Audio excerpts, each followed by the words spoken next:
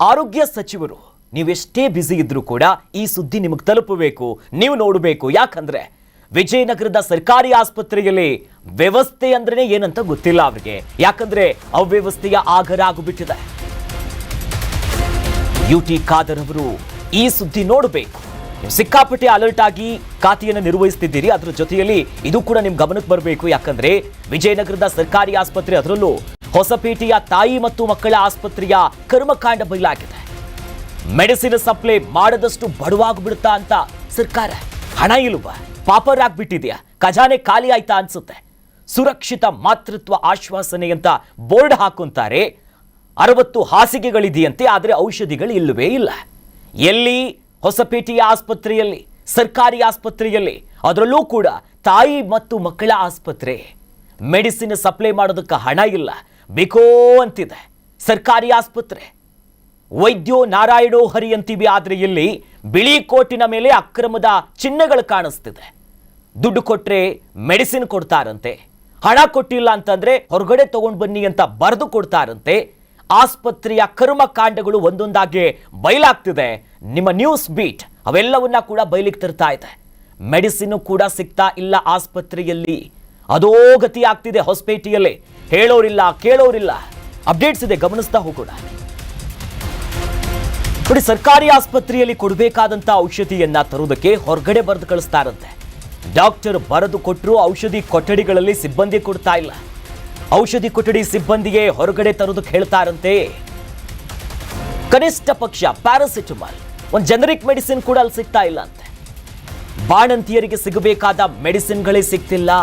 ಇದು ಬಹಳ ಗಂಭೀರ ವಿಚಾರ. ಇದು ಬಾಣಂತಿಯರು, ಗರ್ಭಿಣಿಯರು, ಮಕ್ಕಳು, ಇವರಿಗೆ ಚಿಕಿತ್ಸೆ ಕೊಡಬೇಕಾದಂತ ಆಸ್ಪತ್ರೆ ಇದು, ಸರ್ಕಾರಿ ಆಸ್ಪತ್ರೆ. ಆ ಬೋರ್ಡ್ ಹಾಕಿರೋದಕ್ಕೆ ಇಡೀ ರಾಜ್ಯ ಸರ್ಕಾರ ಇವತ್ತು ತಲೆ ತಗ್ಗಿಸ್ಬೇಕು. ಸುರಕ್ಷಿತ ಮಾತೃತ್ವ ಏನ್ ಕೊಡ್ತಾರೆ? ಡಾಕ್ಟರ್ ಬರೆದು ಕೊಡ್ತಾರಂತೆ ಸರ್ಕಾರಿ ಆಸ್ಪತ್ರೆಯಲ್ಲಿ ಪ್ರಿಸ್ಕ್ರಿಪ್ಷನ್. ಅದು ಸರ್ಕಾರಿ ಆಸ್ಪತ್ರೆಯಲ್ಲೇ ಕೊಡಬೇಕಾದಂತ ಔಷಧಿಯ ಕೊಠಡಿಯಲ್ಲಿ ಆ ಮೆಡಿಸಿನ್ಗಳನ್ನು ತೆಗೆದುಕೊಳ್ಬೇಕು. ಮೆಜಾರಿಟಿ ಫೀಸೇ ಇಲ್ಲ, ಆದರೆ ಕೆಲವೊಂದ್ಸಲ ಸ್ವಲ್ಪ ಸ್ವಲ್ಪ ಕೊಡಬೇಕಾಗುತ್ತೆ, ಸಣ್ಣ ಪುಟ್ಟ. ಆದ್ರೆ ಇಲ್ಲಿ ಡಾಕ್ಟರ್ ಬರೆದು ಕೊಟ್ಟಿದ್ರು ಕೂಡ ನಮ್ಮಲ್ಲಿ ಔಷಧಿ ಇಲ್ಲ, ಸ್ಟಾಕ್ ಇಲ್ಲ ಅಂತ ಹೊರಗಡೆ ಕಳಿಸ್ತಾರಂತೆ. ನೋಡಿ, ಸರ್ಕಾರಿ ಆಸ್ಪತ್ರೆ ಬಡ ಜನರು, ಮಧ್ಯಮ ವರ್ಗದವರು ಹೊರಗಡೆ ಬೇರೆ ಬೇರೆ ಹಾಸ್ಪಿಟಲ್ ದುಡ್ಡು ಕಟ್ಟೋದಕ್ಕಾಗೋದಿಲ್ಲ. ಅಷ್ಟೊಂದು ಆರ್ಥಿಕ ಹೊರೆ ಅನ್ನೋದಾಗಿ ಸರ್ಕಾರ ನಮಗೋಸ್ಕರ ಮಾಡಿರೋದು. ಆದರೆ ಇಲ್ಲಿ ಇವ್ರು ಲೂಟಿ ಹೊಡೆದಕ್ಕೆ ಮಾಡ್ಕೊಂಡ್ರ ಅನ್ಸುತ್ತೆ.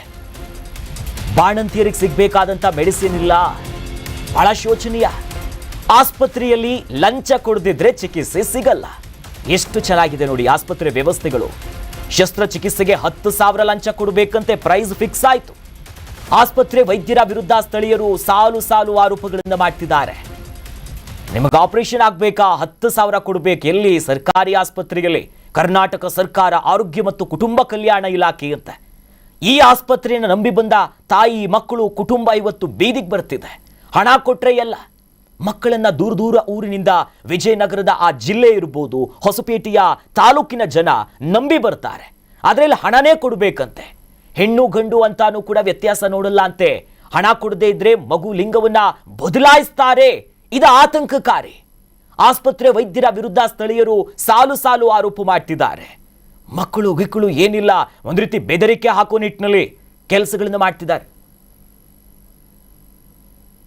ನೋಡಿ, ಎಲ್ಲಿರೋ ಮುಂಚೆ ಒಂದಿಷ್ಟು ಬದಲಾವಣೆಗಳಾಗುತ್ತೆ ಅಂತಂದ್ರೆ, ಇದು ಸರ್ಕಾರಿ ಆಸ್ಪತ್ರೆ ಆಗಿರೋದ್ರಿಂದ ಜನನ ಪತ್ರಗಳು ಇಲ್ಲೇ ಸಿಗೋದು, ಬರ್ತ್ ಸರ್ಟಿಫಿಕೇಟ್.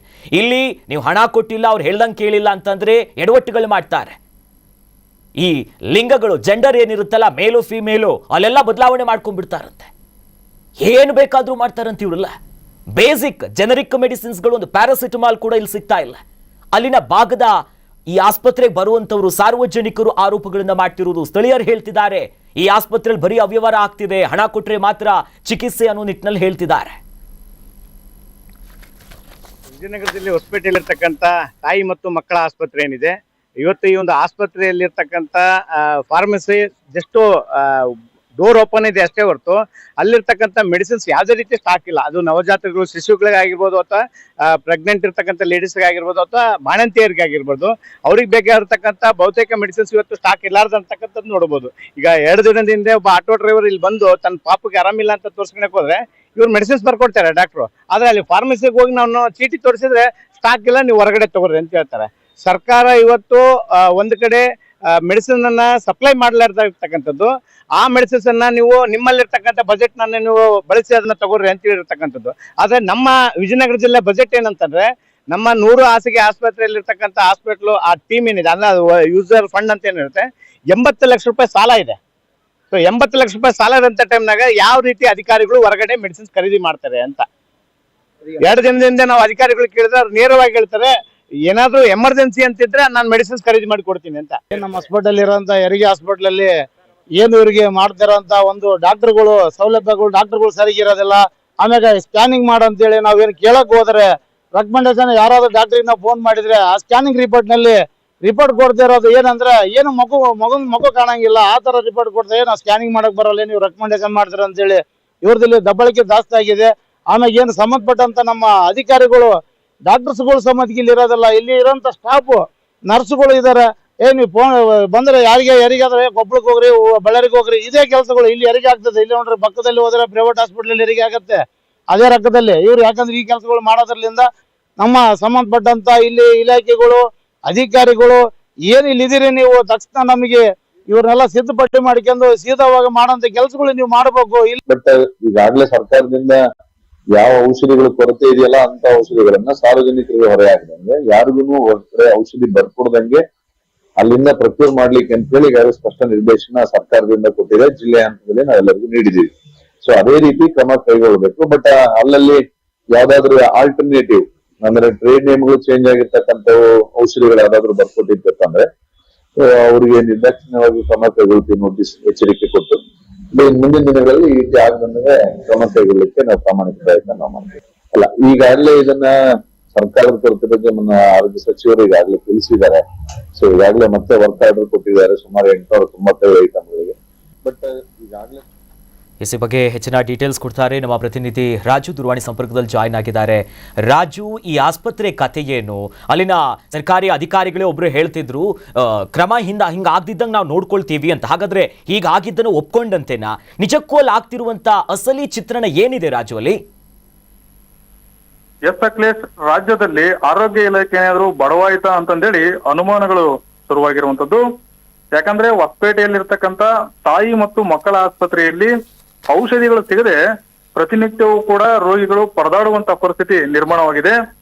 ಇನ್ನು ಆ ಆಸ್ಪತ್ರೆಯಲ್ಲಿರ್ತಕ್ಕಂಥ ವೈದ್ಯರು ಈಗಾಗಲೇ ಚೀಟಿಯನ್ನ ಬರೆದು ಕೊಟ್ಟರು ಕೂಡ ಔಷಧಿ ಕೊಠಡಿಯಲ್ಲಿರ್ತಕ್ಕಂಥ ಸಿಬ್ಬಂದಿಗಳು ಔಷಧಿಯನ್ನ ಕೊಡದೆ ಆ ಹೊರಗಡೆ ಅವರೇ ಸ್ವತಃ ಚೀಟಿಯನ್ನ ಬರೆದು ಹೊರಗಡೆ ತರ್ರಿ ಅಂತಂದೇಳಿ ಹೇಳ್ತಾ ಇದ್ದಾರೆ ಅನ್ನುವಂತ ಆರೋಪಗಳು ಕೂಡ ಕೇಳಿ ಬರ್ತಾ ಇರುವಂತದ್ದು.